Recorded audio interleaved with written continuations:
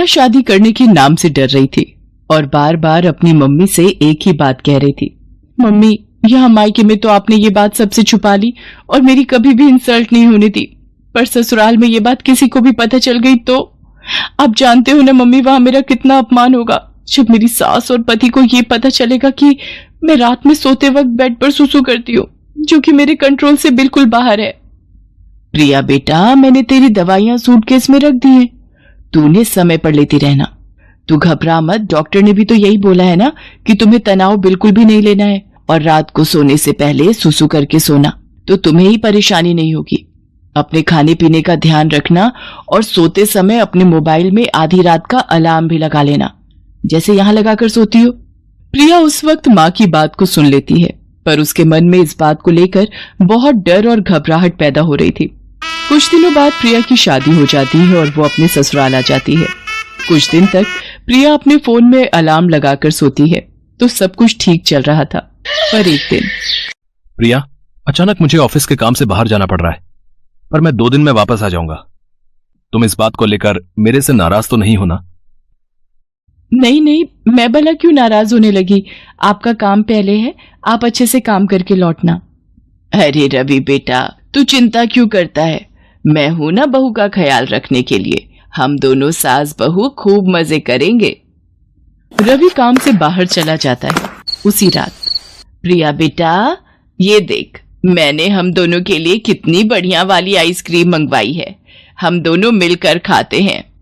पर मैं तो आइसक्रीम खाती ही नहीं हूँ, क्योंकि ठंडी चीजें खाने से मुझे और ज्यादा सुसु आता है।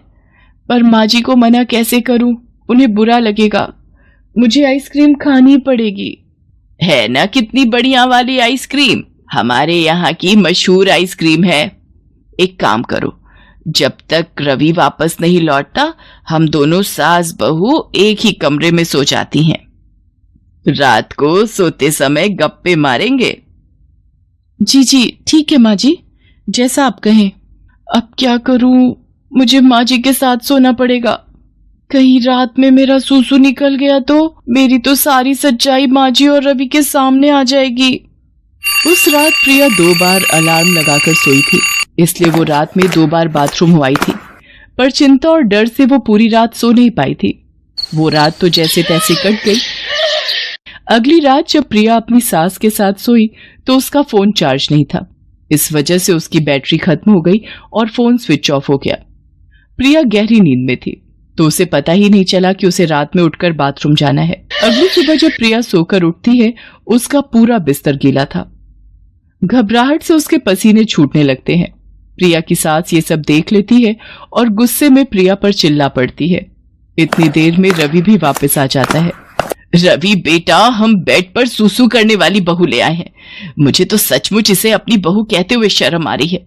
दुनियादारी और समाज में किसी को भी पता चल गया तो सब लोग हम पर हंसेंगे, अब मैं इसका क्या करूं। इसके माँ बाप ने भी हमसे इस बात को छुपाया और तो और इसने भी हमसे इतनी बड़ी बात छुपाई, मुझे तो कुछ समझ में नहीं आ रहा है।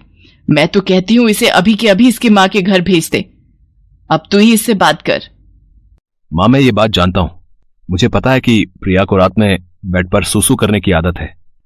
क्या तू ये बात जानता है और तूने ये बात मुझसे छुपाई? आते ही बीवी का गुलाम हो गया। रवि इस बारे में जानते थे पर उन्होंने मुझसे इस बात के बारे में पूछा भी नहीं और गुस्सा भी नहीं किया। पर रवि को ये बात कैसे पता चली?